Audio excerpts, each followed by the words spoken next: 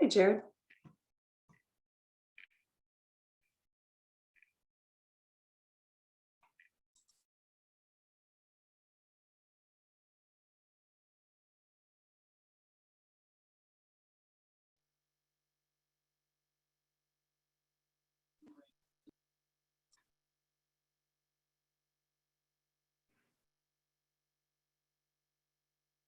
It's like we've got some early attendees coming on.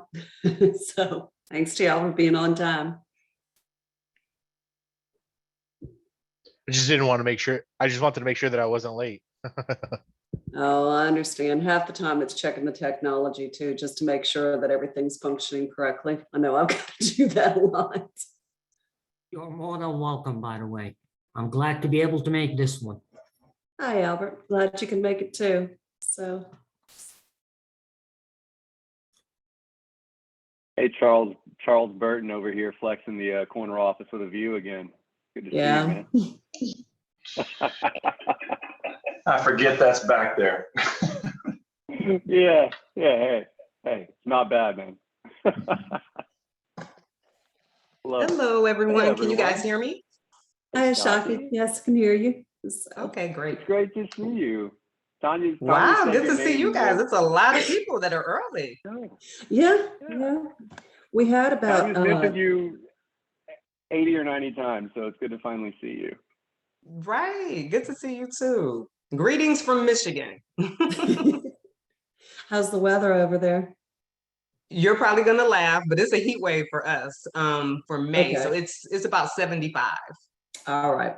I think we're about 90 over here. So I was wondering if it was cooler over there because I've been noticing the May weather being in the 90s. And I'm like, it is not even hurricane season yet, knock on everything. But it's unusually hot weather for us at Okay. this time of year. So 75 Yeah, is 75 is respectable warm summer, for though. us too in May. Yeah. 75 sounds glorious right about now.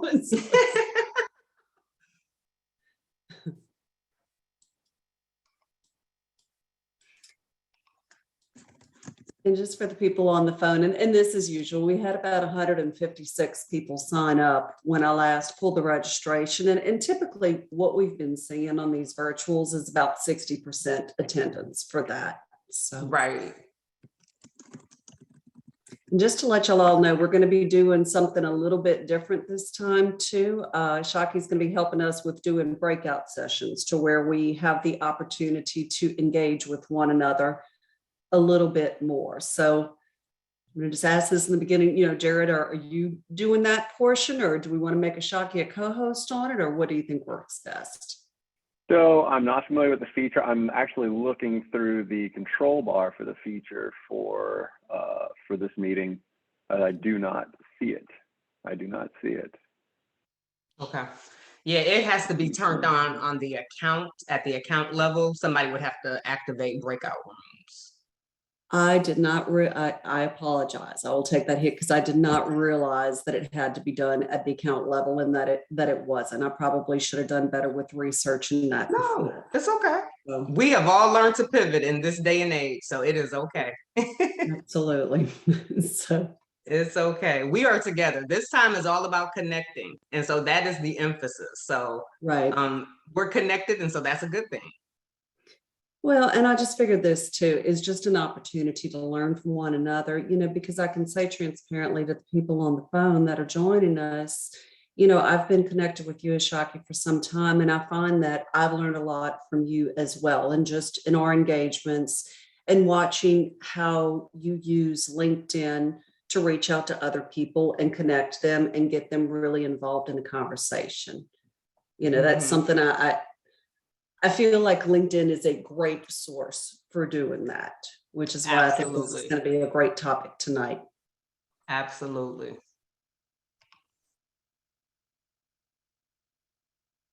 And I'm just going to put in the chat for people coming in, just kind of know that this is an interactive session too, and especially in light of the breakout sessions would need to be enabled beforehand, but we'll take the opportunity throughout this, for people to even share their experiences and pull them in. Won't be quite the same as like smaller groups, but I think we can still make it work.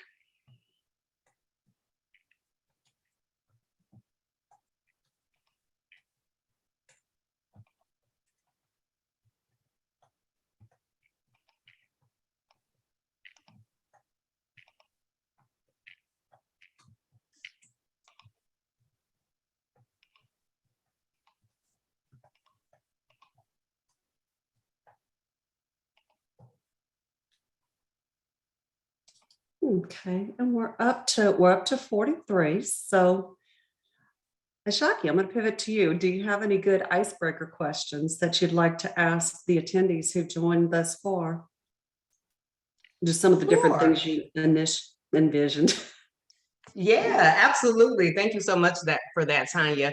So yeah, so we can open up with what is your view of LinkedIn? Like if you had to describe what LinkedIn was to, let's say, your grandma or your grandpa, or someone coming out of college, how would you describe LinkedIn in a couple of words? What's your view of LinkedIn? Facebook for business. Oh, I like that. Professional Facebook. Professional networking space. The Facebook for work. Several recruiters reach out via LinkedIn. Absolutely. Yeah, I've seen that too, Luann, about, it's turning into Facebook. Social media to network for jobs.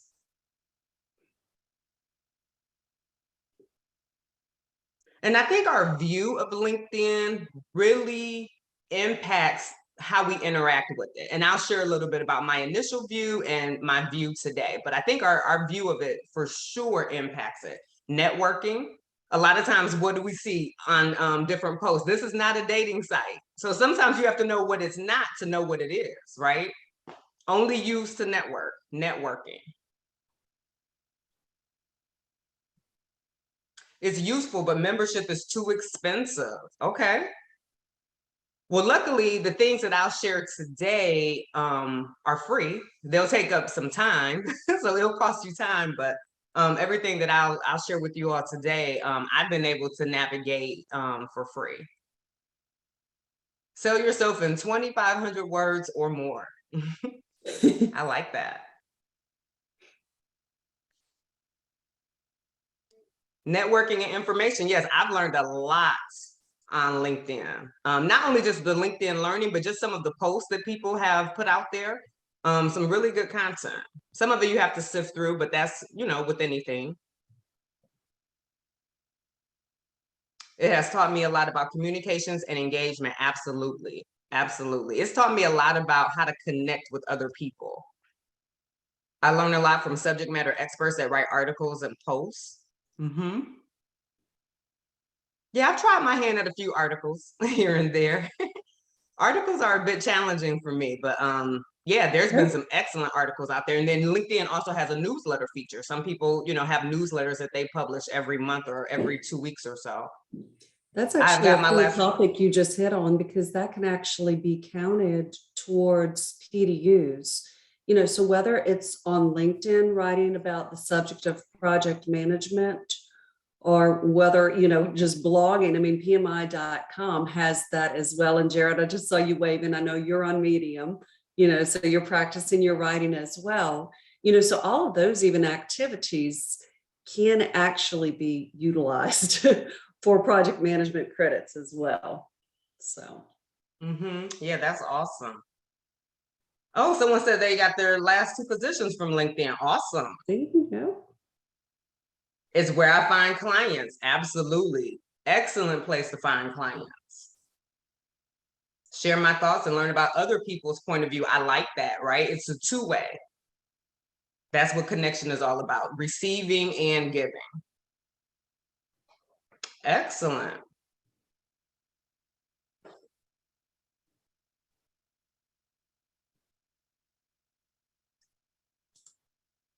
Oh, I like that. I follow my clients so I can celebrate their achievements. There is a creator setting in LinkedIn for people who wish to publish, if I'm not mistaken. That is correct, Paul. There is a content creator. You can publish the newsletter, and then you also can leverage LinkedIn Live. So it's very similar to Facebook Live. So if I wanted to interview Tanya about the Baton Rouge chapter, we can go live on LinkedIn and have a conversation. A lot of people also use it for trainings or different series that they may be doing, and then also to promote their businesses. Access free training modules for my field. That's a good question, Diane. That's a really good question. So I used to have the free account. Now I do have the premium account. So a couple of things I think that really stood out to me is that I'm able to leverage the LinkedIn Learning. I know some libraries, depending on where you live, you can access LinkedIn Learning for free, but I know that's automatic in the premium membership. Also, when you're applying for jobs, you can see statistics. So for example, if I apply for a senior project manager job, I can see statistics about the other applicants and where I rank in comparison to them. And then you also can take the benefit of being able to message people and not necessarily be connected to them. So you have, I think, 12 credits a month where I could message you even though we're not connected. So those are some of the perks that I've reaped from the premium membership, but totally the interested. cost? What's I'm the sorry? cost? What's the cost on the premium? You know, I don't know what the cost is now. I know it's a monthly cost. I actually kind of won it last year from a Okay. Facebook group that I was in, that there was actually people from LinkedIn that was giving away membership. So I'm not really sure on the cost, but yeah, we can definitely look that up. Okay. Oh, very good. Someone put it in the chat. $29.99. Okay. Okay.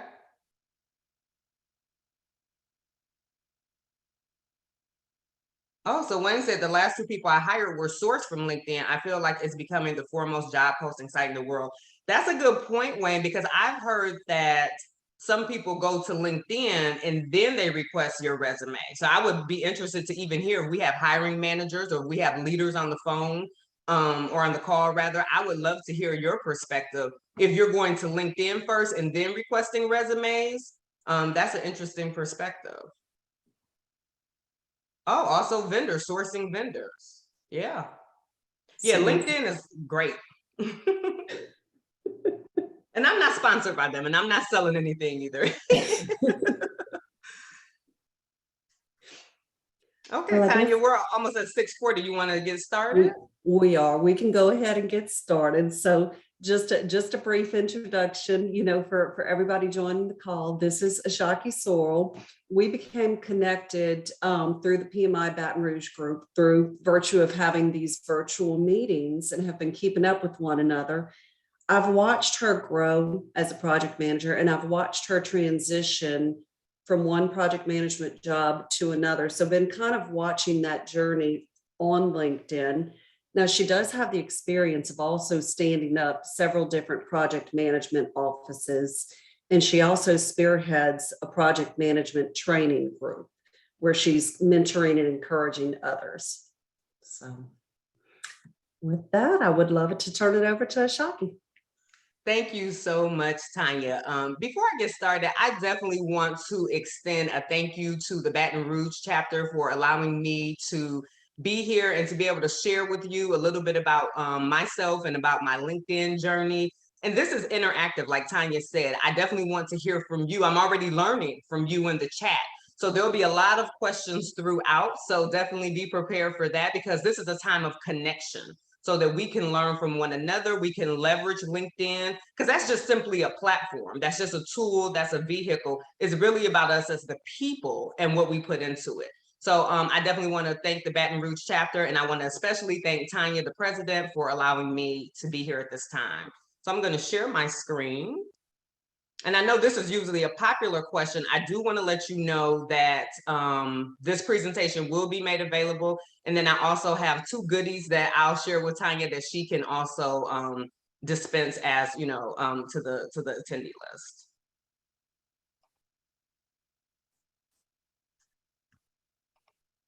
Okay, so today we're here to talk about creating meaningful connections, leveraging LinkedIn. So I'm going to walk us through a little bit about my LinkedIn journey, what I initially thought LinkedIn was and how I use it now.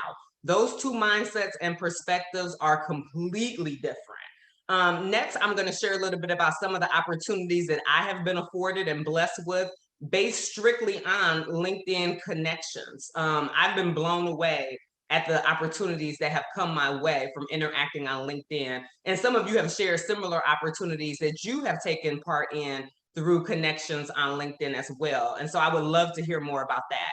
And then next, we're going to talk about how to get started. There's so much to LinkedIn, so there's no way that I can cover everything. But I do think that there are 3 key steps that are going to be very valuable in helping you get started if you're not engaging in LinkedIn consistently, or maybe if you're not engaging in it to its full. So I'll talk through those 3 steps in a bit of detail, and then we'll have time for question and answer. But feel free to put questions in the chat throughout. I'll try to look at the chat as well. And again, this is interactive, so I will have questions for you. So let's jump right in. So my name is Ashaki Sorrell. As Tanya said, I bring 10 years of program and project management to you. I absolutely love all things project and program management. I started off my career as a technical writer, and I was on a project at Pfizer, and I was in awe of the project manager. I was like, who is that? What is she doing? And what's that called? Because she just had such poise. She had great organization. She had great communication. And from that point forward, I knew I wanted to be a project manager. But obviously, it's a journey, right? And so I ultimately transitioned into business analysis and process improvement, and I started leading very small projects. And then from there, I transitioned fully into project management. And currently, I am a senior program manager in the tech space. So love all things project and program management, very passionate about it. I also went through certifications to, stay abreast of the latest tools and trends and techniques. So I do have my PMP. I also am a certified Scrum Master, and I recently obtained a certificate in Six Sigma Black Belt. So when I first started off with LinkedIn, I solely looked at LinkedIn as a place to go when I needed a job. So at the time, I had a coworker, and she was saying, you should sign up for LinkedIn. And I instantly said, no way. I did not use social media at the time. I didn't use Facebook. And so I said, no, I don't want to do any type of social media. And she said, no, this is totally different. This is an online resume portal. And she started telling me, she was like, I'm actually your coworker because of LinkedIn. And I said, well, what do you mean? And she said, I posted my resume on LinkedIn, and I posted my job history, and the HR department at our current company at the time had reached out to her, and they said, you would be great for this position. And lo and behold, she went through the process and she was hired. So that was my initial view of LinkedIn. If you need a job, if you want to change jobs, if you hate your job, you go on LinkedIn. You put up a picture, you post your resume, you put some keywords out there, and then you can start looking for a job. So that was my very limited view. And I will give the disclaimer, I think that's fine. I think part of that is true, but there's so much more to LinkedIn than just looking for a job. So since then, today, I look at LinkedIn as a place to build community. I look at it as a place for me to brand myself as a thought leader. I look at it as a place for me to have ongoing conversations. The things that I talk about most are project and program management. I talk about women in tech, and I also talk a lot about leadership. I may talk about other things here and there, but if you went to my profile and to my activity history, that's primarily the type of things that I post about. So now I really see it as a place to make meaningful connections. And so I want to share a little bit about some of the opportunities that I have been afforded due to connecting on LinkedIn. So they fall in 4 categories. So first and foremost, job offers. I for sure, like some of you have already put in the chat, I have had recruiters reach out to me and say, I saw your profile. I think you would be an excellent fit for this role. That's actually happened to me 3 times, and I've obtained those jobs. So I didn't initially apply for those jobs. I didn't know anything about those jobs. I think 2 of those jobs weren't even posted anywhere but on LinkedIn. So I have been able to go into 3 amazing companies strictly because of how my profile was set up, or something that, was on my profile that really attracted and drew in either the recruiters or the hiring managers. They made that connection, went through the interview process, and lo and behold, got the job. So that's an amazing way to use LinkedIn. But there's so much more to that. So what if you are currently in a role and you love it and you're not seeking another job? Or what if you, as some of you have said, you have clients, and so you're not looking to enter into a corporate space or a 9 to 5? Then what are some other opportunities that can be afforded through meaningful connections on LinkedIn. So I'll share about the other three. Speaking engagements. So the content that you share can position you as a thought leader. I know there's a couple of people and names that I've seen on here that I love their content. I just consume it, right? And I could see them being tapped on the shoulder to come to something like a PMI event and be able to share more and elaborate on the content that they posted. So back in January, I was invited to speak at another PMI chapter. I was absolutely terrified. Tanya came and she rooted me on. You guys probably know that she's a great cheerleader. So she came and she rooted me on, but I made that connection exclusively on LinkedIn. I was in the group as the publicity manager from that PMI chapter. And so we started talking, we started engaging, and she said, yeah, we need to have some basic fundamental concepts, laid out for the chapter. And so I did a talk on project closeout. I never could imagine in a million years that I would be speaking. I also have another speaking engagement coming up with another chapter next week, and it's going to be all about SWOT analysis. And so again, that person and we met exclusively on LinkedIn.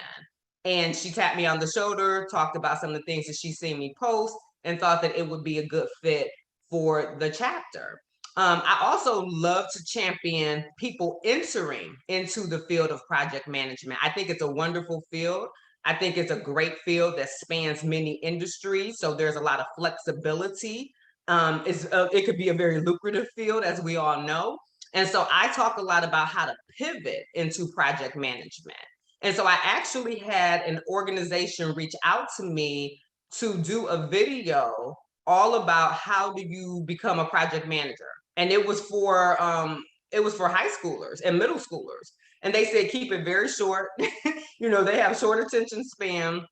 And so we want to just talk about very briefly why someone would want to enter into the field of project management. And the lady found me on LinkedIn. And I thought, wow, I never thought that I would be talking to middle school and high school children about, how to enter into project management based on content that I posted or based on my profile. So that was actually really amazing. And I think that was probably one of the most rewarding speaking engagements, because I thought I could be planting a seed. I didn't know what project management was when I was in middle school or in high school. I didn't find out about project management, like I said, until I went into the corporate space at Pfizer as my first job. So that was something very, very special and encouraging. Also consulting. So I know some of you on here, you have your own firms, you have your own businesses, or you may be wanting to enter into that space and explore what is it like to potentially be on my own and not be in a corporate environment. So LinkedIn has given me the opportunity to consult for small businesses. I've been able to do project management for a couple of small organizations, and that has been amazing. And again, it's all connecting with others on LinkedIn. Someone connecting me with someone and then making that conversation happen. And then I think the last opportunity that I really want to highlight is professional relationships. I cannot stress enough how powerful it's been to be able to connect with like-minded people. Tanya already shared that her and I connected a few months ago, and I believe I came to one of your chapter meetings, and then we found each other on LinkedIn, and I found out about your chapter meeting from LinkedIn, and we just started talking. We had such a great connection, and we started having Zoom conversations. And I would actually consider Tanya one of my friends, right? And I understand that's not going to happen in every situation with every connection, but when it happens, it's definitely special because she's really challenged me. She said, Ashaki, you can speak in front of people. You can do it. But I was like, can I? So it's great to have a friend or a professional relationship that really challenges you to take your career to the next level. Also, one of the things that I do at the end of every year, like most of you maybe, reflect on my goals for the upcoming year. So at the end of 2021, I sat and I reflected on what is something that I really want to do? How do I want to help? How do I want to contribute in the project management space? So I have a lot of people that will inbox me and say, how do you enter project management? And I'm sure you guys may have that as well, especially if you've been in the field for any number of years. And so I found myself talking to primarily women, and I would be repeating the same answers over and over again. So I thought, you know what, there has to be a more efficient way. So I thought about packaging a Zoom meeting, and I would just get on Zoom for maybe about an hour or two, and I would answer questions from women who wanted to pivot into project management. And so as I started thinking that through, that felt incomplete because a lot of them had gone through different training programs. As I talked to them, the common thread that I found was that they didn't have hands-on project management experience. So long story short, I put together a program of teaching women for 5 weeks about project management fundamentals. At the conclusion of those 5 weeks, they would then volunteer with a nonprofit organization and they would lead and manage a small project. During that time frame, they would have access to a mentor that would coach them, train them, be available to answer any questions, and that would be the conclusion. And at the end, they also would have a LinkedIn review and a resume review so they could add that experience to their LinkedIn and to their resume. When I posted about this, so in my mind, I went viral. It's probably not really viral, but for Ashaki, it was viral. My post was shared tens of thousands of times. It might have even been 100,000 times that it was viewed. It was viewed well over 100,000 times. It was shared over 1,000 times. So the reach of that post, me talking about this program that I wanted to do, was beyond my amazement. People started tagging nonprofit organizations. People started tagging women that were interested. And it just blew me away. And this all happened on LinkedIn. But I'll tell you what really knocked my socks off. 2 women that are PMP professionals, they responded and they said, how can I help? What can I do? So one of those women, her name is Kay, and she ended up teaching week 3 out of the 5 weeks, did this all for free. This was all volunteer. And another lady is named Sancta. And she said, Coach, put me in the game. She said, where do you need me, Coach? And so Sancta is actually mentoring half of those women that went through the program. The program is still in flight. The 5 weeks has concluded of the training, but the women are now actually contributing to nonprofits through leading small projects. So the nonprofit is getting projects that they needed done. The women, they're getting experience. And I built professional relationships that I think I'll probably have for a lifetime. Again, all of this happened on LinkedIn. I created this post. People started liking it. So don't ever minimize a like. Don't ever minimize a comment. Because the nonprofits that all are in the program, I don't know any of them. All of them said, oh, blank commented on that post and that's how I saw it. Or this person liked that post. And so this is how I saw it. And so it just snowballed. And I think for me, that really showed me the power of meaningful connections. So those are just some of the opportunities from my LinkedIn engagement. I know there's a lot in the chat. So I definitely want to just pause to see some of the things that you guys are saying. Yes. Yes. Oh, thank you so much for that. Great women promote great women. Keep it going and pay it forward every chance you get.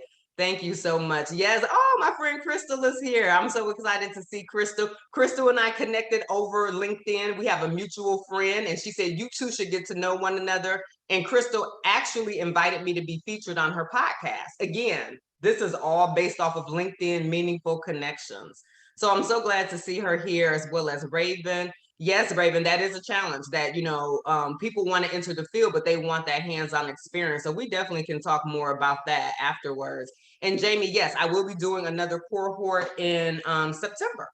So I would love to hear from you. Those are some of the opportunities that I have been afforded due to LinkedIn engagement. So I would love for you to put in the chat, have you landed any opportunities from LinkedIn engagement? I know some of us were on early and a couple people shared how they've landed clients and they've landed jobs, but I would love to hear from anyone else. So feel free to put in the chat the opportunities that you have landed from being engaged with others on LinkedIn.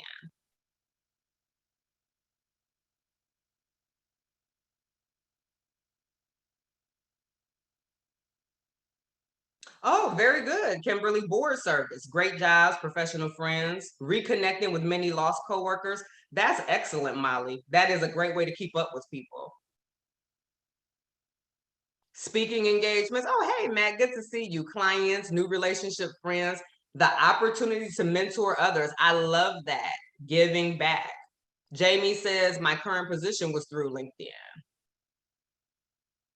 Excellent. Okay, we have a question from Janet. Can you share some examples of the project management consulting opportunities you've been able to land from LinkedIn? Very good question. So yes, so I've worked with a couple of small business owners, or they like to call themselves solopreneurs because it's only them, right? And they're running their business. And so they have recognized that they need a project manager. So one lady, she runs a plant-based academy, and she recognized that she needed and desired a project manager. And so I actually managed a project for her that she was actually able to go into another market. So she was working primarily with individuals that wanted to go from eating meat to being plant-based. And she found that she just wasn't getting the traction that she needed. And so we did a project together where she actually created a certification to certify other nutritionists to help people migrate into plant-based nutrition. And so again, her seeing that I had a background in project management and having that conversation around, well, do you think you could help a small business owner with a project they'd like to do? And then the conversation took off from there. Okay, one trick is to connect to recruiters even if you already have a job. So when they search in the future, your profile have a higher chance to be listed on top. Thank you for that trick. I accepted a new job that the connection was done through LinkedIn. Excellent. See, you guys are already pros. Like you guys are already connecting and making meaningful contributions that other people can learn from, that I'm learning from. So this is what it's all about. So let's move on. So let's talk about some advice on getting started. So I will give the disclaimer again, LinkedIn is a vast tool. There is so much that you can do on there. But I do think that these 3 steps have helped me be successful, and I've seen other people be successful employing these 3 steps. And so I want to start off with setting up your profile, contributing through comments, and then creating and sharing content. So what section of your profile needs the most work currently? If there was a section that you thought, you know what, I really want to tackle this section, which one would that be?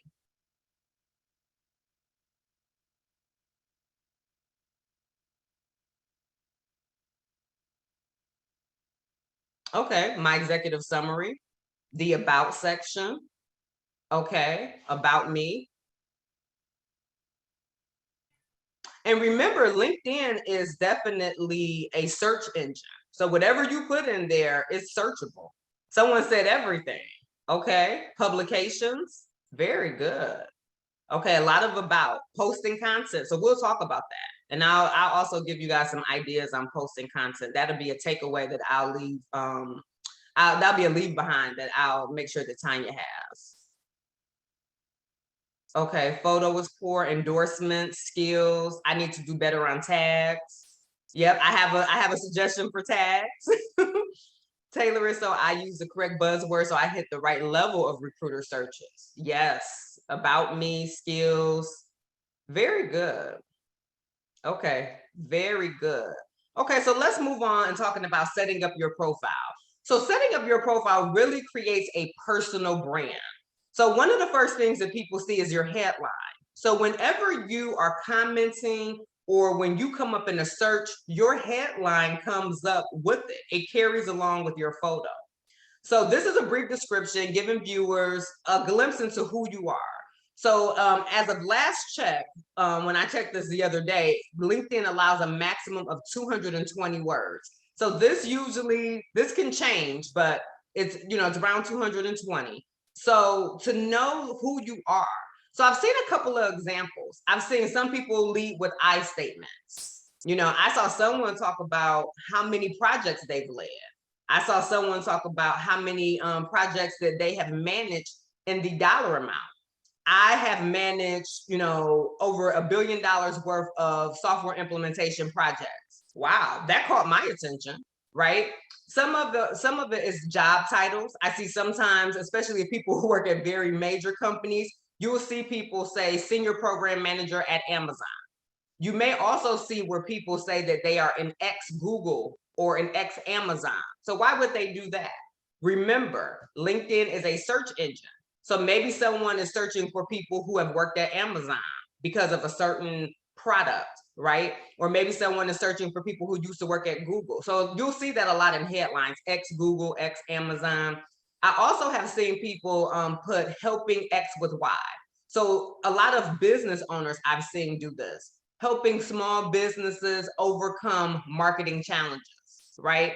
Possibly you may see something like helping aspiring project managers obtain their PMP. So if you really want to kind of give that niche and that market target audience, I've seen people use their headline to do that.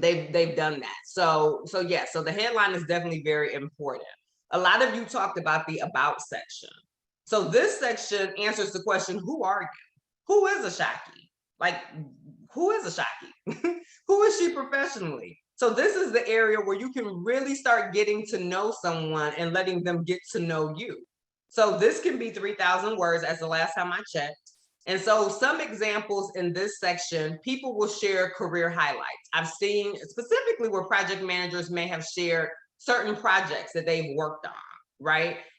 They may also share about the size of the team or the type of teams. If they're leading engineering teams or product management teams, they will share that in this section. Also years of experience, areas of expertise, also certifications. One of the things that I will say about the about section that I highly recommend is that there's always a call to action.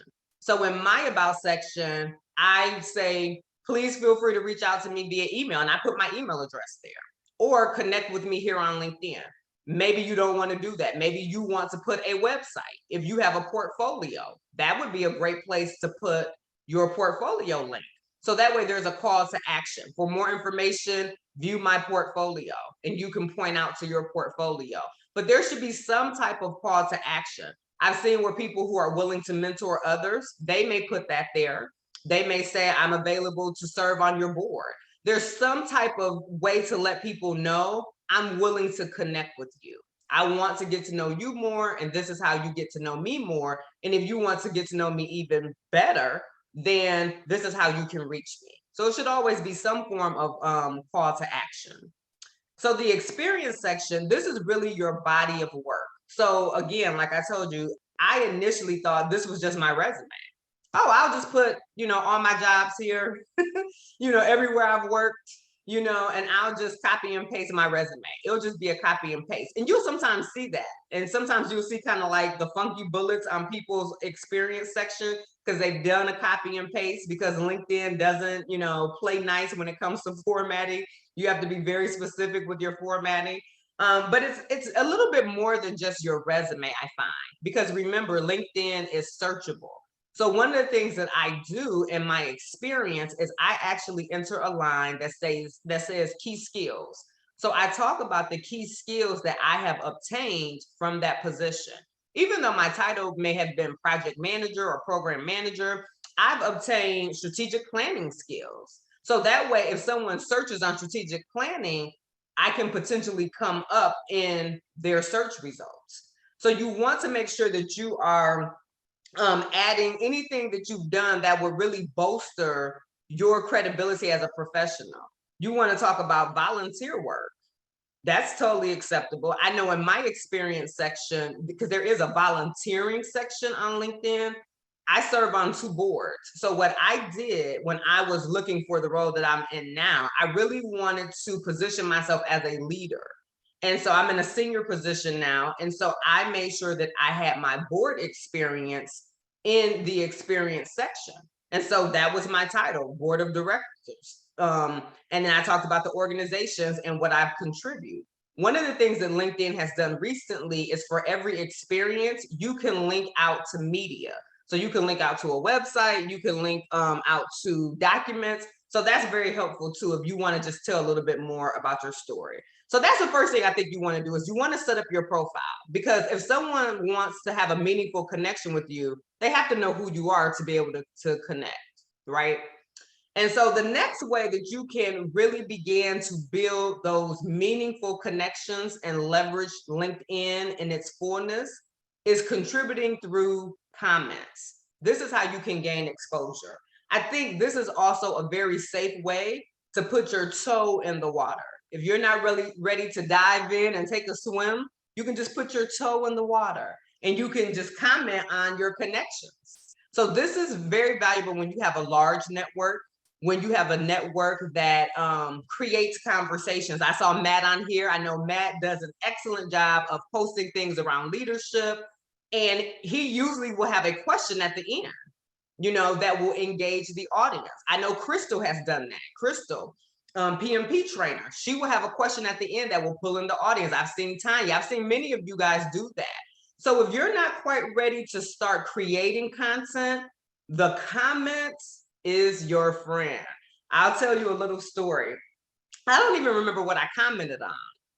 I had posted, I don't know whose post it was, but it was all around meeting management. And you all know that meetings, they get a horrible reputation. I think I'm one of those unusual people. I actually love meetings. I don't like my time being wasted. That's what I don't like. But I don't necessarily hate meetings. I actually like meetings. And so someone had a post, and this was years ago, and it was all around meetings and how meetings are a waste of time and they can just go awry and, you know, all of this. And so I just commented on some of the things that I do to keep meetings on track and how meetings can actually solve business problems and how I have seen meetings be very useful and very productive. Commented on that, didn't think anything of it. Weeks later, I had someone reach out to me on LinkedIn, and she told me that she was an editor from PM Network.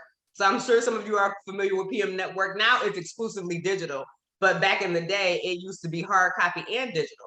So PM Network is the magazine or the publication for PMI. And she said, I am an editor. I saw your comment about meetings, and we want to feature your comment in the October 2017 edition of PM Network.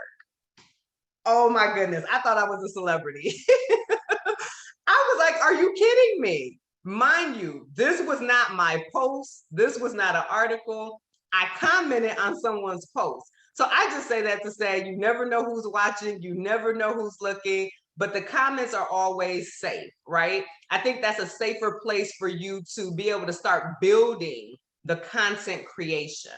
I will say though, on the other hand, you also want to be careful what you comment, because your comments can be viewable by your network, even if they're not connected to the original poster. So ensure that your comments are at least 5 words to be able to pick up by the algorithm. I learned that from a LinkedIn guru. She talked extensively about the algorithm, and I was like, wow, didn't know that.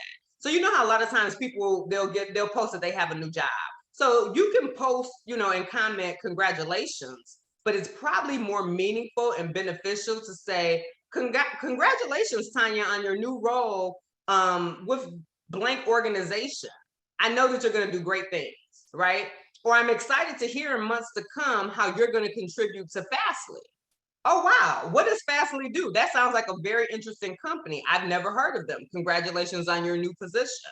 So that's a more meaningful comment, and that comment generates conversation and it generates community. So you also can leave comments on companies' pages where you wish to work.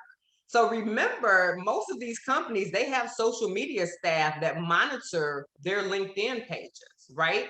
And so I have done that. I've done that to gain attention and traction. Most leaders follow their company's page. So I've commented on those companies, you know, posts to be able to be noticed. So that's another way that you can be noticed by leaders, and that you can also create some buzz, right? And a lot of times they'll come to your profile, and if there's a fit, then you can start having conversations that way. You want to engage with organizations' content. So I comment a lot on PMI. I love all things project management. So it's a natural fit for me. I'm also a Scrum Master. So I will comment on Scrum Alliance or, you know, other organizations. It has to make sense. You know, it makes sense to comment on your own company's page as well. Again, you want to make sure that it's meaningful and you're building community and building those connections. And one last thing that I will share before I go into the chat, I try to respond to all comments on my post because someone took the time to comment on my post, and I want to honor them and I want to respect them and I want to thank them for that. And there are times that maybe the person didn't answer the question that I posed in my post, or maybe they say something that's opposite to my opinion. And so there's still a very tactful, respectful, humble way to be able to engage in the comments. But I like to go back and at least acknowledge all the comments that come through on my posts. So let me go into the chat and see some of the things that you guys have shared. So let me scroll up a bit. So I think there's a question. So Molly's asking about using the new feature that just launched around career breaks. Yes, I have seen that. I've seen somebody use it for a sabbatical. I've seen people use it for caring for family members. Wondering how the hiring world receives this. Okay, yeah, I would love to hear. It seems like Tanya has answered some of that. So awesome. And I would love to hear from anyone that's here that, you know, is a hiring manager. How do you view that? Or what do you guys think about that? Paul, thank you also for weighing in around that. Yeah, because there's been a lot of people that had COVID related layoffs. And I like that they have that feature because I think sometimes people can feel insecure about having a break or having some type of gap. And so here it's there. Whatever you want to share, how much information you want to share is definitely up to you. But I think that it's helpful that people are able to proactively put that out there if that's something that they're comfortable with. Okay, works great. Marketing as well. Can you comment about setting up your LinkedIn URL? Great question, Crystal. So yes, so your LinkedIn URL can be customizable. So mine is simply Ashaki Sorrell, my first and last name. But I've seen people actually put in their field. I've seen some people have a customized URL that says software engineer. I know one person, her URL is product manager expert, because that's what she wants people to know her as. And so I definitely want us to drop our URLs in the chat, you know, a little bit later, or you can even do it now if you like. But it'd be interesting to see some of the URLs if you guys have a customized URL. But yeah, if you set up that LinkedIn, if you go into, I believe the setting is under the About section, that's where you can specify personalizing your URL. It's actually an editable field, so it doesn't have to, you know, be your first and last name. That's just what I chose. Is there a way to edit privacy of comments? That's a really good question, Lakita. I don't think that I have seen a way to edit the privacy of comments, because I have seen people comment on things and I thought, wow, did they realize that people can see their comments? You know, I personally don't like to argue in person or online, but I've seen where people are, you know, maybe name dropping companies that they've been ghosted by. That's been a huge thing now, right? Someone was expecting an interview with company A and they didn't show up. And I've seen people comment on that post and say, oh yes, that's a horrible company, or that happened to me as well. And we, you know, everybody is free to express themselves how they see fit. But I want people to be aware that those comments are viewable by your network, even if I'm not connected to that original poster. And so, you know, it may come back to bite you, but I don't know of a way that you can edit the privacy of comments. If somebody else does, then definitely please put that in the chat and let us know. I would love to see that. I would love to hear that. And I think that that would probably be valuable for some people who maybe can sometimes, you know, kind of go on a rant a little bit.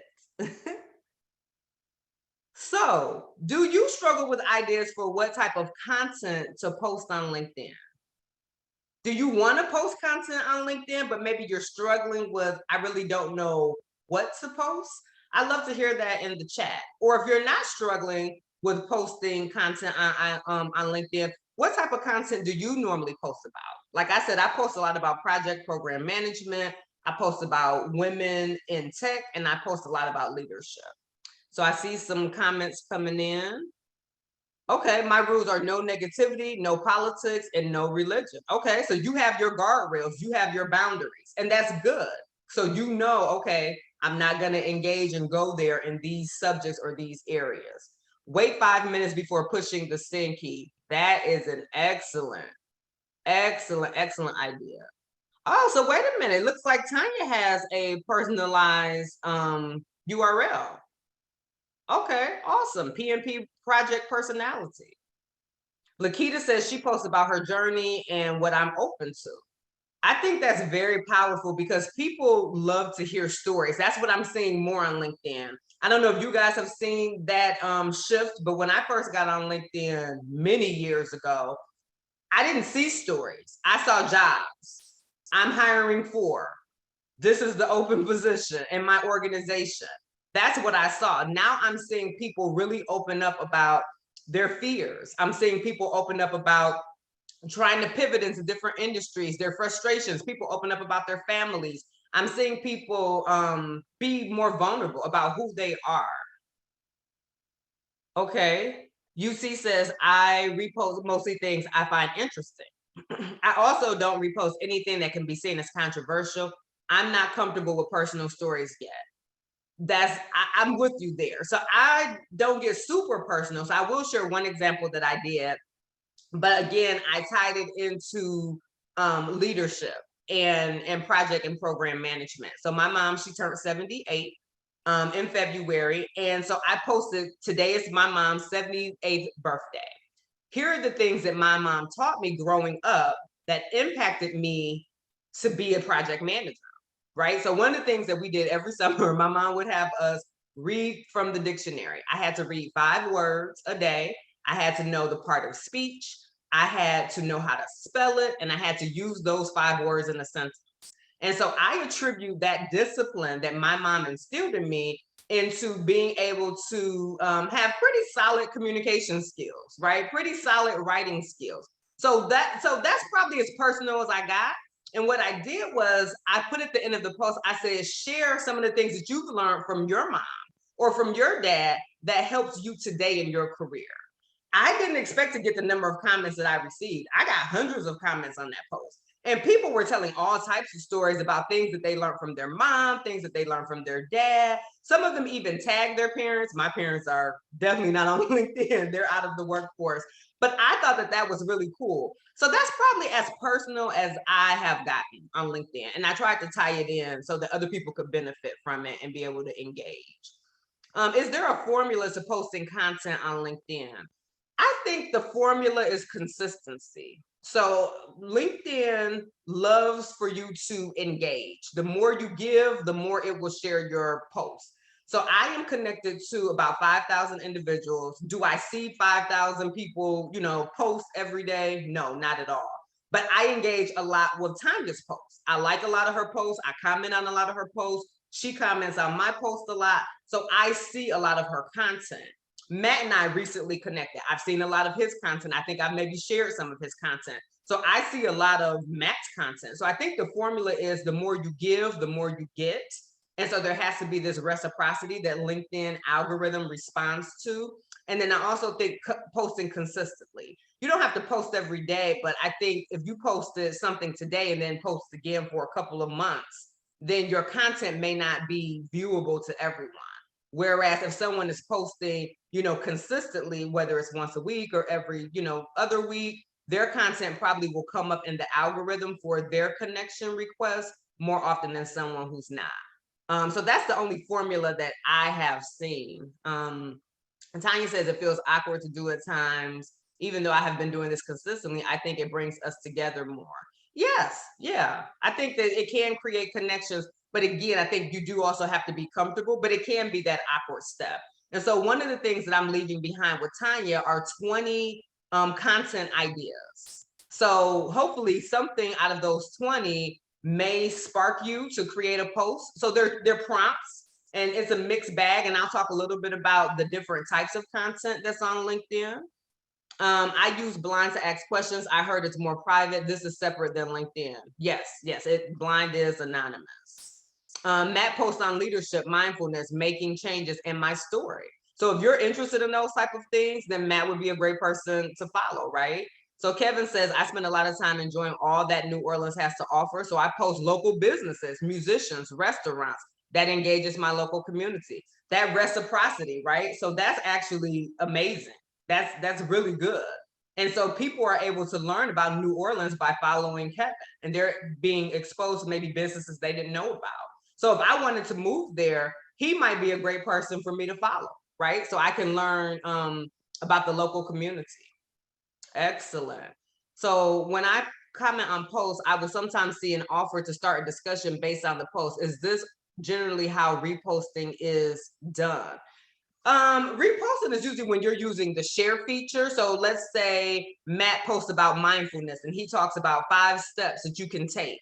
And I would repost that by sharing it, and my network can now see it. And maybe I'll add a caption above it and say, oh, this post was amazing, or this what really stood out to me, or this is the step that I'm going to implement immediately, that type of thing. But you can, from the comments, I think it will spark you to want to build a new post around that comment.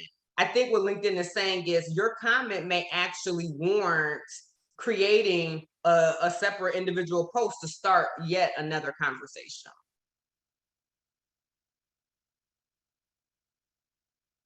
Okay, Crystal says she posts PMP tips. So if you're interested in the PMP, Crystal is a great person to follow. Life without PMs. Ooh, I like that. And podcast releases. And thank you again, Crystal, for letting me be one of your guests. So let's move on for the sake of time. So this is another way that you can make meaningful connections on LinkedIn. So we talked a little bit about this, but I want to go a little bit deeper. So creating and or sharing content. So maybe you are, familiar with the comments, maybe you're comfortable commenting on other people's posts, but now you want to start creating your own content. Or maybe you want to start off by sharing someone else's content. So Crystal just said that she posts PMP tips, right? She talks about what would life be without project managers. So let's say you are not quite yet to share your original content, but maybe you can repost or share Crystal's tip and say, wow, this tip helped me get over the hump and pass my PMP. So you're putting your flavor in there, but you also didn't have the original content. So that is graduating kind of from the comment section and sharing. I share a lot of content from PMI because again, it's all things project management, and that's something that's within my wheelhouse. I'll share content around women entering into the tech field. I share content around leadership. There's a lot of different companies or a lot of different pages that you can follow. And then you can also follow hashtags. So that's another way to look for content. Hashtag project manager, hashtag project management.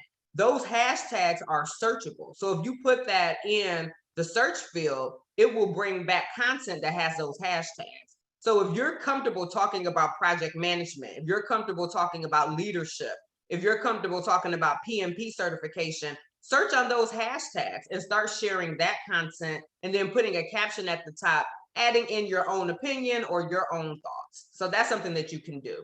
So I'm just going to touch on these 4 different types of content. So text only. LinkedIn loves text.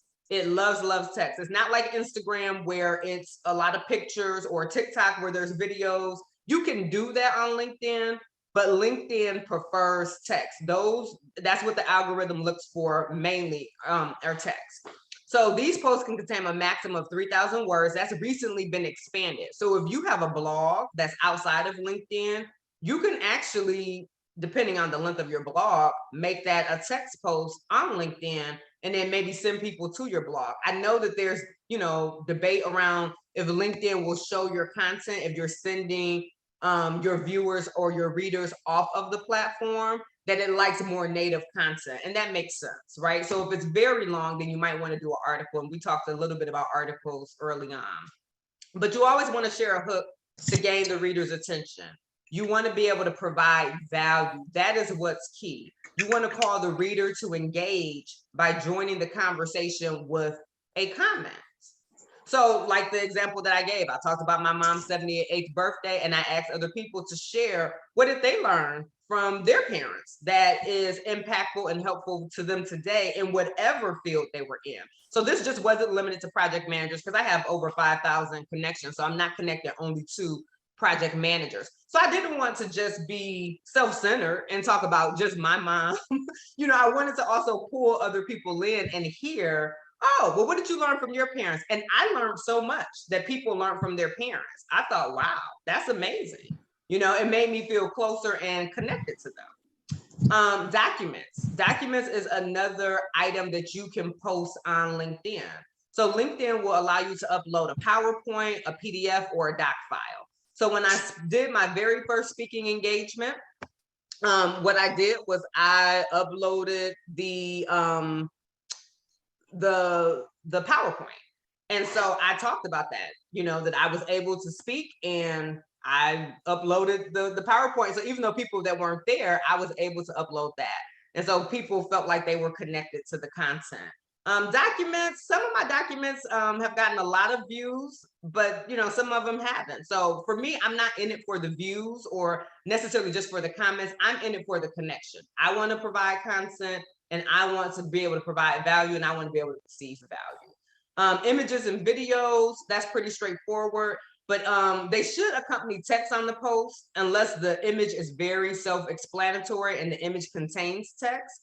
But I also, if I upload videos, then make sure that there's captions because 81% of LinkedIn users state that they watch videos on mute.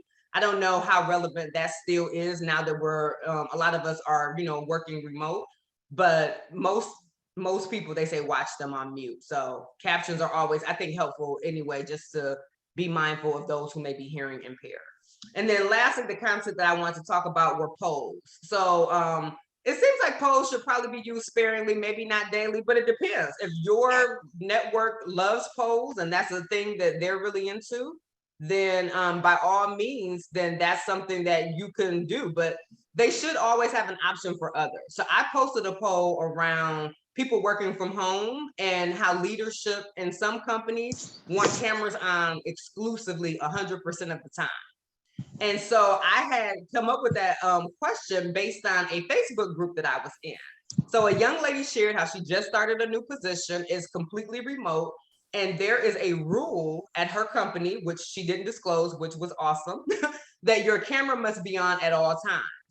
And so in this Facebook group, people were saying, do you literally mean at all times? And she said, yes. If I get up and I go to the bathroom, if I go get something to eat, my camera must be on. And yes, people will be looking at an empty chair. That is the rule, that's the expectation.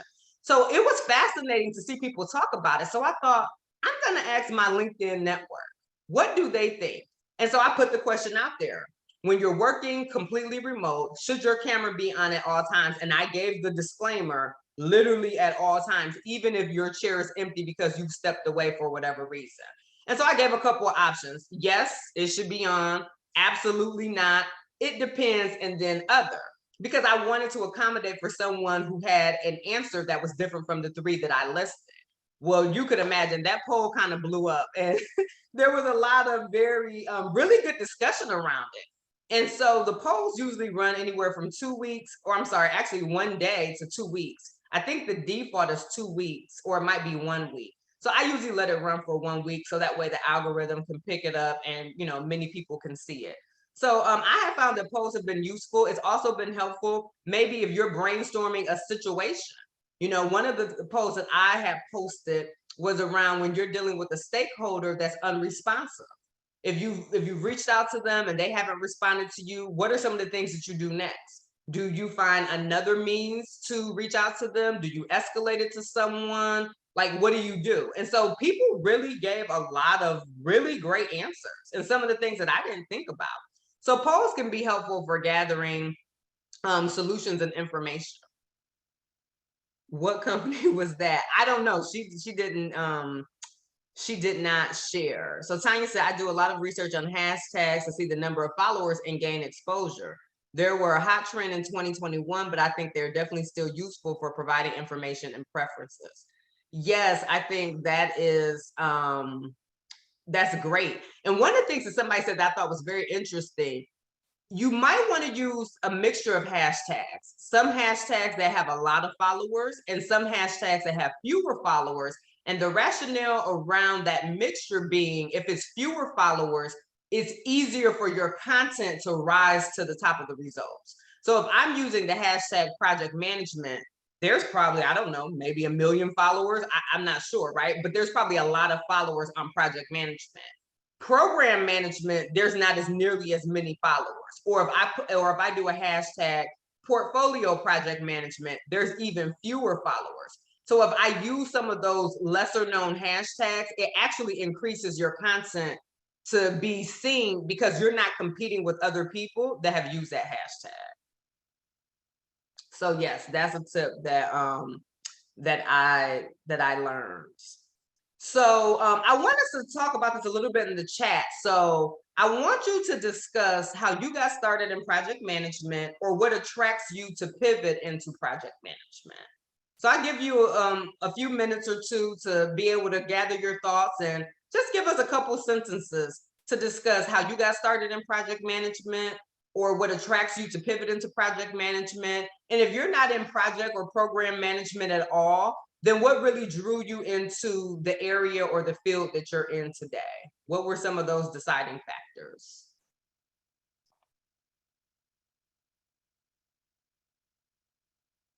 Okay.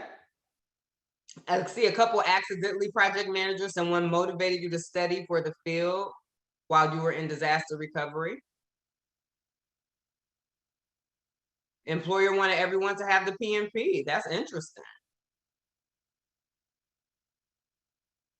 Natural progression from estimating. Okay, very good. A great mentor who motivated me. Teaching week-long leadership courses had to make them succeed. Oh, we got some more accidental PMs. Nobody wants to do the dirty work. Note-taking, bill paying, etc. So I did it. I started out in application development and working on various projects, decided to make the jump. Excellent. Was a programmer, got to lead the team, and then no good deed goes unpunished. Okay, we have another developer lead. I was tired of seeing projects crash and became a project manager to help get projects back on track. I started doing project management without realizing that I was doing PM. I had been a research fellow at academic institutions, through LinkedIn, I learned that I could be certified. That's awesome. Realize I have a knack for navigating complexity and working with people. Another accidental PM. Another person started out as a developer, decided to move into tech team leader and then into project management. As a news producer, I coordinate a lot of elements for the show. I enjoy small projects, so this field interests me. Okay, Raven shares she had no idea what a PM was until she was referred to a program that was training for PMs. I went through the program and loved it. Boss told me, you are now doing PM work. I began small level project management and discover Agile. So much of Agile just appeals to what kind of leader I want to be. I was an engineer working for a PM. I said I could do this and I liked it better. Learned about PM in grad school and loved seeing how to complete things. We have Jamie who's pivoting into PM, specifically being a Scrum Master. I've never found a better fit for my personality. That's awesome. I was ready for a larger role in my career. So I was assigned a major construction project at a nuclear power plant. Even though the roles I held were titled account manager, I was advised to get my PMP because of what I was actually doing. Okay, love making lists, planning, organizing. I love learning. I'm ready to pivot. So why do this exercise, right? One of the things that I wanted you guys to see and to recognize and to highlight is that you all have a story inside of you. And that's just one story. And even in that one story, there's probably multiple stories, right? You had people say, I was accidental PM, I was a tech lead, I saw that there was chaos. So that person that talked about, I saw that, I hated projects crashing and burning. I hear two stories right there. I hear a story about how they entered into this field, but I also hear a post that says 3 ways to turn around a troubled project, right? People talking about they love making lists. I hear productivity. I hear organization, right? So you have a story inside of you. Your story is valuable. Your story can help connect other people to the field, to maybe finding their purpose, maybe finding their passion. So you have something to give. And maybe as you were hearing me read the comments, or maybe as you were scrolling through and you were reading the comments yourself, you all have something to receive. You all have something to learn. And that's the power of meaningful connections when it comes to LinkedIn. We all have a story inside of us. And I know it sounds scary to post or maybe comment, but there is a connection that could be made that can change the trajectory of somebody's life. You know, to know that someone may be challenged in their current career and they have no idea what's project management. Or maybe somebody doesn't even know where to begin to take the PMP and they see one of Crystal's posts, right? That could change their entire career path. So just be aware that you have a story inside of you that can create those meaningful connections. But someone else has a story inside of them that can also impact you. So Bob said he's managed projects from my first day in industry. PMI has an interesting assortment of methodologies. Yeah, so I can see you creating, Bob, 2 posts, you know, about how you've been at it from day one, but then also creating posts around how these different methodologies, when to use them, how they work. That could be an image, that could be a video, that could be a text, or that could even be a poll. What methodologies are you leveraging at your company? And maybe you list 3 of those and then put others, see below. So I'm trying to just help you guys to see that there are stories that are inside of you that are extremely valuable, that need to be heard, and that people are definitely, you know, longing for. So I just want to recap. To view LinkedIn as a tool to connect with other professionals where you can add and receive value. You have valuable content that's inside of you. I've learned so much from you all just within the chat, right? We're not even all connected on LinkedIn. So I just couldn't even imagine if all of us were connected on LinkedIn. Just imagine if this session was a post and we were commenting and putting in our thoughts, right? There would be so much value for the world to see. So we all have value that we can add, but we all have something to receive. We're all in a position to learn, and we're all in a position to teach. And then also explore opportunities beyond job searching. Maybe you're in your dream job, maybe you're in consultancy, and so that's not something that you're seeking, to have a 9-to-5 corporate job. There's so many more opportunities beyond just job searching. If you are searching for a job, then also optimize your profile to attract connections, to attract hiring managers, you know, putting in those keywords, but also creating content. A lot of people have found me based off of the content that I've created, or even some of the comments that I have made on companies' pages. So if there's companies that you really aspire and that you want to work at, then feel free to comment meaningful on some of their posts, right? And so that comes from following their page and seeing what they're posting. And so you may get noticed that way. Again, you can add so much value through commenting. If you're nervous about creating that first post, and I've even seen people do that on LinkedIn, talking about, this is my first post. I was very nervous to create this, but here I am. And they'll talk about why they're on LinkedIn and what they're hoping to get out of it and what they're hoping to give to it. And I've seen those posts like hundreds of times, because vulnerability really is attractive, right? I think especially because we're still in a space where we're disconnected in a lot of ways. People want to feel connected to others. And so it can be hard to feel connected to someone beyond a screen. So to hear how they feel about something can help create that connection. And then lastly, tell your unique story.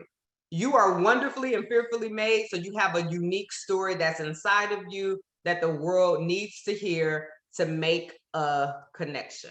So I will open it up to you all. We have a little bit of time for questions and answers, but before we do that, let me go into the chat to see if we have anything. Ashaki, would you say that project management is more about the technology or the communication, or a balance? That's an excellent question. I would say that it's a balance. I do think it's an art and a science.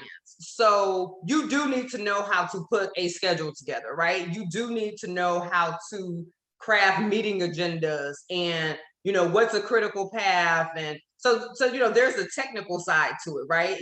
It probably is valuable to know how to use certain project management software so you can leverage those efficiencies.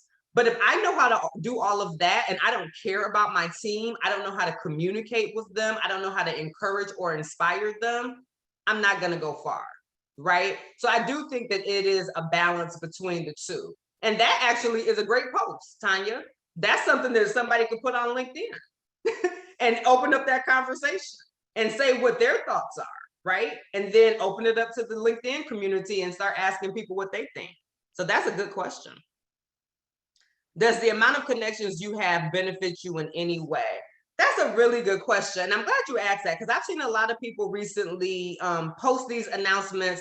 Wow, I've reached, 10,000 connections or 20,000 followers or those type of things. For me, I think it's yes and no. So when I posted about the Project Management Training Academy, and this is what I wanted to do, I wanted to do this 5 weeks of training and help women pivot into project management. I think it absolutely helped that people shared my posts, because ultimately people like Kay and Sancta saw it and said, how can we help you? We want to help. Ultimately, the nonprofit organizations that are part of the program, they found the post and said, yes, send us a volunteer project manager. We would love it. But I have 5,000 connections. I don't have 50,000 connections, right? I don't have, 100,000 connections like some people. So the content reached the right people and the connections were meaningful. So I think numbers do matter, but I don't think they're the end all be all. And I do think, though, the more connections that you have, the more potential that you could see posts that you normally wouldn't see. So like job posts. I see a lot of people liking and commenting posts from hiring managers. I wouldn't have normally saw those posts if I wasn't connected to that original person. So I think that numbers can have a place, but I don't think that it's the end all be all. Okay. Still catching my breath from this one. Do you guys have any other questions? You guys have been such a great interactive group. Any questions? And while we're thinking of questions, please drop your LinkedIn in the chat. I would love to stay connected to you. So I'm going to put mine in the chat. So definitely feel free to connect with me.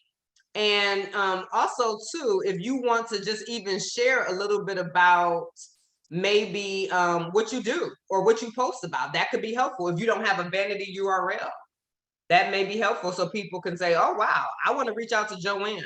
I want to make sure that I am connected to Joanne because she talks about fill in the blank.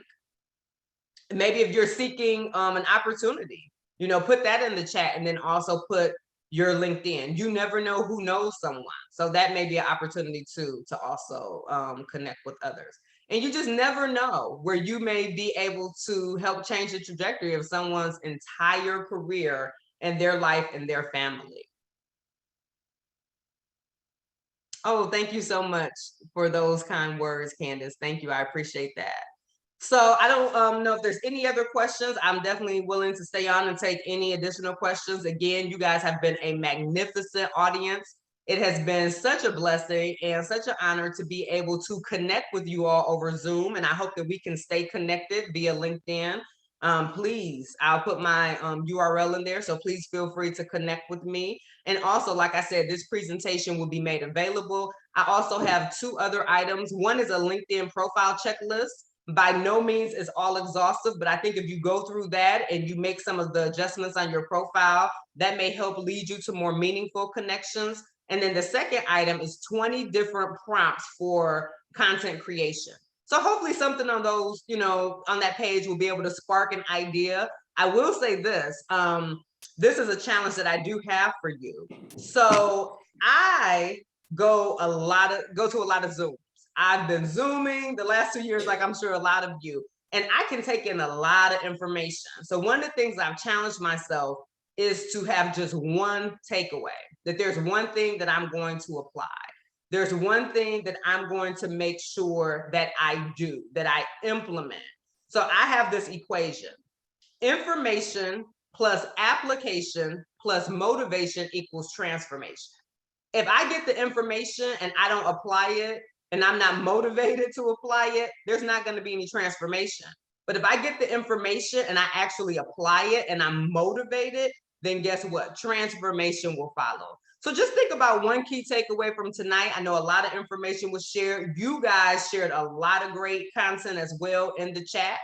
So yeah, absolutely. Definitely look forward to connecting with you all. And again, I want to thank the Baton Rouge chapter for allowing me to be here. And I want to give a special thank you to my friend who I found on LinkedIn, Tanya Boyd, your chapter president. Thank you so much. Thank you. I'm so glad you did this tonight. My takeaway has kind of been what it was originally, just the connection and the meaningful conversation. And, you know, as president of the chapter, and even in the 6 years I've been involved with it in any capacity, it's just wanting the members and the guests to be able to have that communication, to know people in the same field or in like fields that they can ask the questions to, and have great conversations, get great content. So that's my big takeaway. I did want to make a couple of announcements. You know, and I know I always put this in the chat, but a lot of people come to these meetings for the few to use. So Baton Rouge members, it'll be dispersed within 3 to 5 days on your behalf. For those of you that are guests, the code is C106L7BCA0. You know, and these meetings right now, we're kind of in the transition. We're going to have them on our website, but we are trying to make a migration to a YouTube channel to kind of better manage our chapter website and kind of streamline that a little bit. So, but I did want to let the participants know that once Ashaki sends me the material, I'll send that all out to y'all sometime tomorrow. So y'all have that. And then other updates, our next meeting, that's going to be virtual. We have our virtual meetings right now. The frequency on them is the second Tuesday of every month, has been what we've been hitting so far. We've got Ahmed Zuhair, who's going to be speaking about unlocking project management skills to land your dream job. That's going to be on June 14th. And as we get different speakers and different content, we're trying to update them on the website early. So that allows the opportunity for people to go on there and register rather than having to wait for the 14 days out when we typically do the communication push. And I do see Stephen Naylor asking about in-person events. We are in the process of brainstorming some of that. Mercedes, I'll respond to you, Jared. I will let you update if we've got any traction on the in-person events or the social.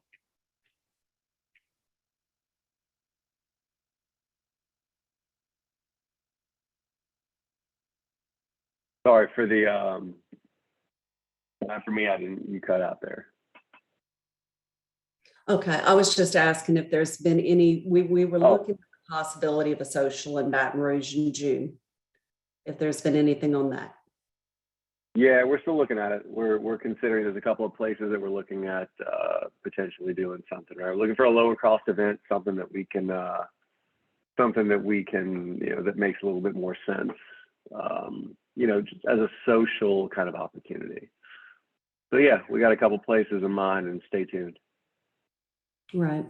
And we will communicate those out, you know, both through LinkedIn. And I mean, if y'all aren't, you know, for those of you that are and do want to stay connected with the chapter, we do have a LinkedIn page where we post a lot of our information. And I try to also share it on my personal LinkedIn as well, just to kind of help increase the transparency. So if y'all ever see these meetings and feel like sharing them as well and helping to spread the message, we have recently boosted our Zoom account to where it could potentially accommodate 500 people. So, but I appreciate all of you being here tonight. And let's see, Jamie from Pittsburgh. So, you know, like I said, the video and all of the chat too, once it's posted, will be available. And I'd like to encourage you to go through that, because that in itself is a learning opportunity on where everybody is coming in and connecting from, which is just fascinating to me. So.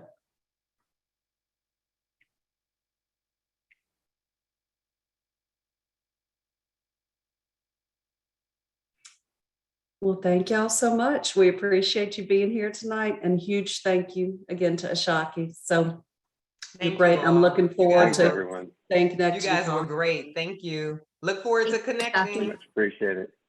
Yeah. Thank Thank you, you. Ashaki. Thank you. Thank you.